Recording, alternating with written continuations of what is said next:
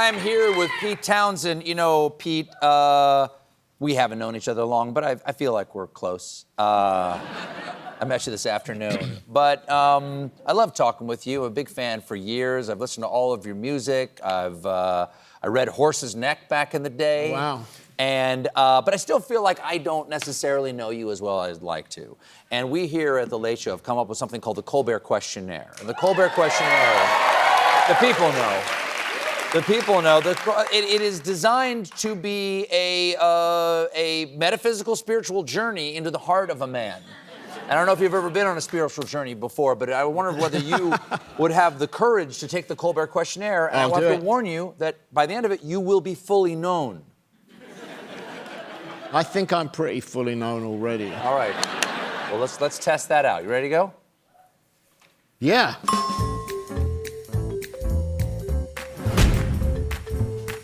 Pete Townshend, the Colbert Questionnaire. Mr. Townshend, the first question. What is the best sandwich? Pastrami.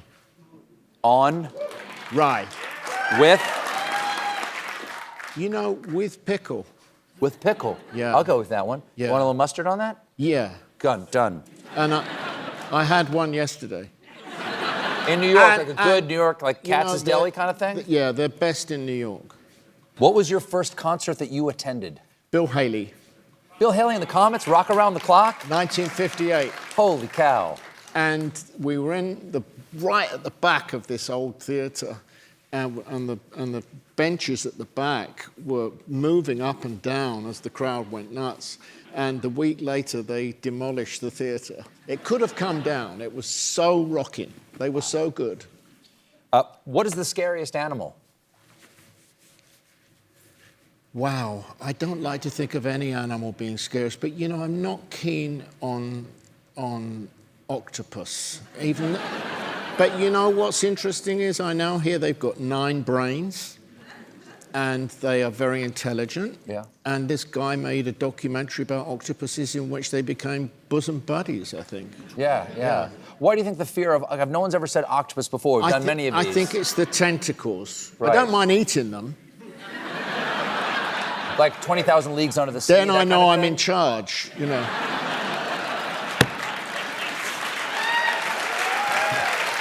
Apples or oranges? Well, the apple reminds me of that legend of Adam and Eve. I think that's, but I love apples. I like oranges too, but I prefer apples. Have you ever asked someone for their autograph? Yes. May I ask who? Stephen Berkoff, he's a playwright. Let me think of somebody better. That's fine. Stephen Berkoff's fine. Yeah. Yeah. You know, he's an English playwright who pretty punky kind of guy. Yeah. What do you think happens when we die? I don't think anything happens. I think we, you know, I think consciousness is what we are, not our bodies.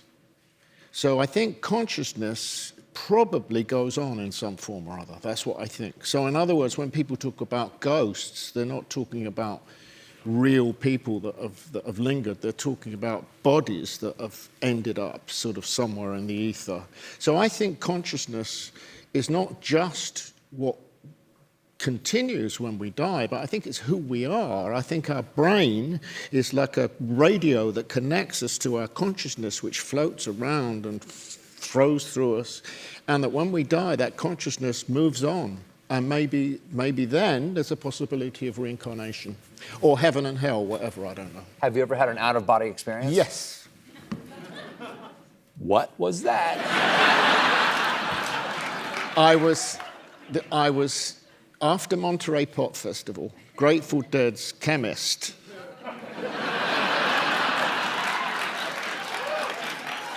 Grateful Dead's chemist, Owsley, gave me an STP trip. He said, take it home, but I decided to take it on the plane. It was the most, I'd only had 2 or 3 LSD trips, and I kind of liked them, but I was a bit frightened of this stuff anyway. But I took this trip, and I was with my young girlfriend, and Keith Moon, she and I split it, so we had half each. Keith Moon took the whole thing, and sat there just kind of laughing for 2 or 3 hours.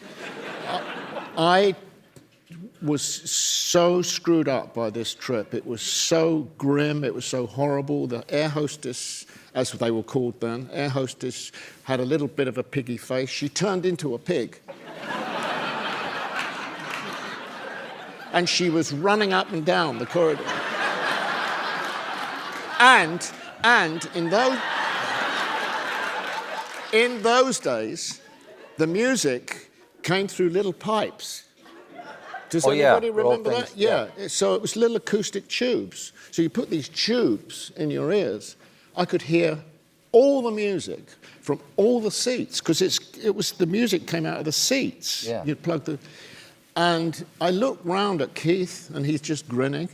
I looked round at my girlfriend, and she was looking spectacularly pretty, but she was kind of unhappy too. We kept saying, "I love you," and she kept saying, "I love you too. I love you." It made no difference. And so I looked round. Love wasn't going to save you at this point. So I looked round. Love wouldn't open that door. Anyway, I looked round at Roger Daltrey. And he looks like a god. He's got this golden hair, and beaming, smiling face, laughing at these drug addicts. He never did drugs. And at that moment, I left my body. I went up above the body of the aeroplane, and I was flying with it through the sky. This is God's honest truth. I swear.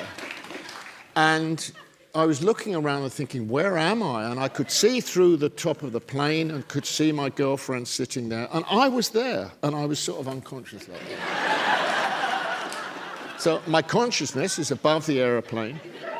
This is why I was spouting all that stuff about consciousness. It's because I did this thing. Yeah. And I'm looking around and I'm thinking, what's up here and wherever this is? And the plane's going through the clouds. And there was lots of stuff that we lose, Pens, pen lids, one sock. All up in the clouds? These days, all up in the clouds, you're floating around. Buttons, there were lots of buttons. Up in the astral plane, there are a lot of buttons. And today, yes, it would be loads and loads of vapes. Sure. Anyway. Or one earbud. Yeah, one earbud, yeah.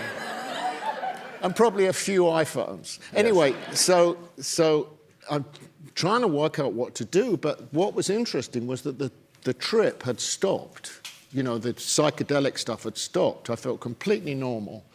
And I hear this voice, beautiful female voice, saying to me, "Pete, it's not your time." And I said, "What do you mean?" I said, "It's not your time. You have to go back." And I said, "I'm not going back." And she said, "You've got to go back. You have to go back. You have no choice. You have to go back. I'll escort you back."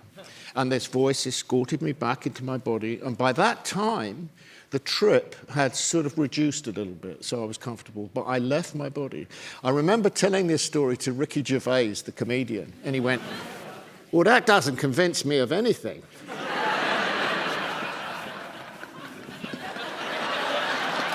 I said, very open-minded. I wasn't trying to convince you.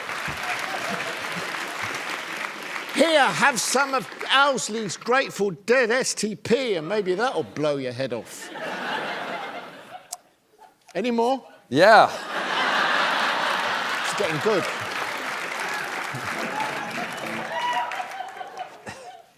Do you have a favorite action movie? Oh, yeah. What's your favorite action movie? I really like all of them. I like anything with action. What's my favorite? Hulk. Hulk? Yeah. The Ang Lee Hulk? Yeah. The Ang Lee Hulk. With the grand green man in it, yeah. With a big green man in it whose pants get bigger but never rip. Yeah. That one. Yeah. What? Really? Yeah. Wow. Okay. It's kind of. I'd He's sad. He's sad Hulk. Yeah, he's sad, but I'd also like to have a button that turned me into the Hulk. Just to get me on the subway in one piece. Just rage out. Yeah. Wow. Okay.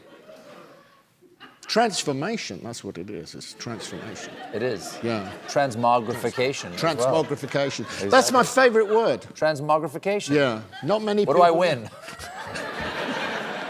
Me, I'm here. You don't get many opportunities to use it. Okay. Well, it's better than bloody Tolkien. You don't like Tolkien? Where did you get... Wait a second. It's okay. I loved Pete Townsend enough that it's okay. You know, we just had Robert Plant on. I the know other that's night. what I'm talking about. You saw the interview with Plant? It blew my mind, and it blew his too when you started to just recite Tolkien. Yeah. Yeah. Don't get me started, old man. It was impressive. Have you ever read any Tolkien? Of course I have, yeah. Do you enjoy it at all? I do, but I don't remember it. Not the way you do. No. No one remembers it the way I do. That was my Lonely Boy thing. My Lonely Boy was the Tolkien thing. And then I left it. I mean, it's not about me, but let's talk about me because I'm fascinating. Yeah. And then when I was older, I rediscovered it. Yeah. And then I got very serious about it. And I realized that there was a lot more depth to That's it. And he was really writing about life and death. Yeah. He was talking about accepting the beauty of creation. Yeah. And not trying to dominate it with your own sub-creation. No, that's right. Yeah. Oh, I know it's right. Yeah. You don't have to tell me I'm right about Tolkien, Pete Townsend. Did you were at Faber and Faber. You had the job that T.S. Eliot had, right? I did, yeah. That's a great gig. It is. Wow. It was, yeah. Did you see my interview with Anthony Hopkins a couple weeks back? No, I didn't. Check it out. Not because of me, but he reads, at the end of it, he reads the end of the love song of J. Alfred Prufrock. Oh, wow. He crushes it, as you can imagine. Yeah. The thing about working at Faber and Faber which was founded by the great poet T.S. Eliot, was that all the old ladies that were associated with the company when we had parties, they would all take me aside and they would say, "You think you rock stars were crazy people. You should have seen Tom," with Tom Eliot. Yeah, yeah. And I said, "Well, what do you mean?" He said, "He was wild." Was he wild? Yeah, that's what they said. Wow. Do you have a favorite smell? Yeah, I would say garlic. Ooh, like raw or cooked? Both, but I really like raw garlic, yeah. Wow, all right. Least favorite smell? Poo. Of any variety? Yeah, no, I'm not keen. Okay. Not keen, particularly, you know... You're one of those who doesn't like the smell of poo. Okay. I, One of those weirdos. Yeah. Okay. Earliest memory, sir? being on the beach, I was 13 months old, according to my mother, if this story is true. I told my mum this story, and she said, "It can't be right, Pete, you were only 13 months old." I was on a beach, I've written about this, I was on a beach in the care of somebody. I can even remember wearing a nappy, and I was in the sand, and the sand was in my eyes and in my fingers, and these two horse riders rode up the beach, young, beautiful, on horses, and came up in front, and I'm thinking, oh my God, it's my mum and dad, they've come to get me. And they waved, and then they rode off.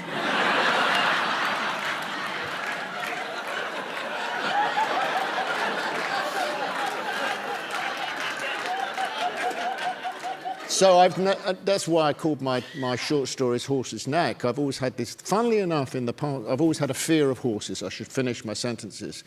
But most recently, I've moved into a new house in the country, and the woman next door breeds Highland ponies. And I realized that these animals are just so great.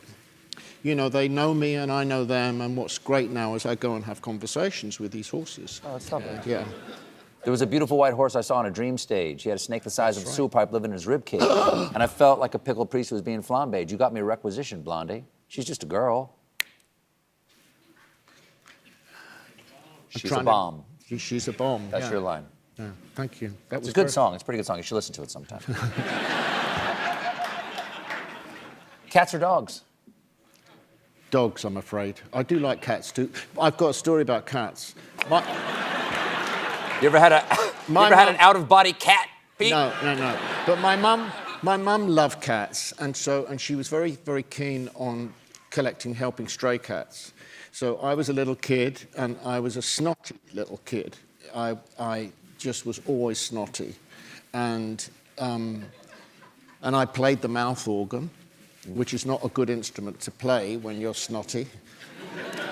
But I played it, and I would sit in bed. I'd be like 6 or 7, come back from my grandmother's and happy at home. And I would feel like I had a cold, and my mother would give me a cat. She'd give me a cat to keep me company while I was recovering from my cold. That's nice. And when I was 12, I was one of the first kids in the UK to be tested for allergies. And it was cats. So when I got sick, when I got snotty, my mother would bring me a cat. Which just made it worse. I won't imagine. Yeah. Wow. So I prefer dogs. Okay, this is a toughie. This is one of the toughest questions we have here. You only get one song to listen to for the rest of your life. What is it? And to be clear, you don't have to listen to it continually, but when you go to listen to music, this is the song or piece of music you get to listen to. What is it? Tracks of My Tears by Smokey? Smokey Robinson, yeah. Wow. Quality. Yeah. No notes. What number am I thinking of? 6? No. Yeah, come on. I'm not thinking of 6. Why'd you say 6? I'm just curious. 6. Why'd you say 6? I'm just curious. It's a number that jumped into my head. Oh. Now, that's the number you were That's a thinking. miracle, isn't it? And 6 just came into my head. I mean, that's just amazing. You guessed your own number. That's incredible. It is, How yeah. did you know you thought of 6? Okay. It's my consciousness. It's still here, attached to my body. Did you feel a tether to your body when you were, was it like a golden tether to you No, or anything? no. Totally free? No, totally free. Do you happen to know who the voice was? No, but I guess it was, I have to confess I believe in angels. I think angels are guides that we have that either we know about them or we don't. I read this book by an Irish woman who wrote about angels. She saw angels as a kid, and she said, if you want to find out who your angel is, just ask. Just say, please show me a sign. Like ask out loud? Yeah, ask out loud. So I said, can you please, and I was sitting with my computer, I was reading her book on my computer, and this big fly came and landed on top of my computer, and I kind of looked at it, and I said, are you it?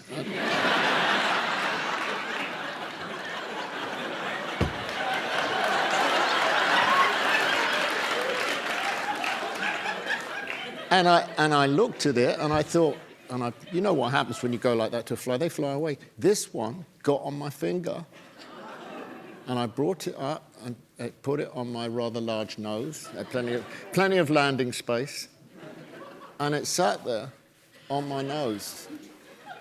So now, whenever I'm in any kind of dodgy kind of state of mind, I look around and I'm kind of going, where's the fly? I need some advice. Do I buy the Ferrari or not? I need the fly to... Anyway. Describe the rest of your life in 5 words.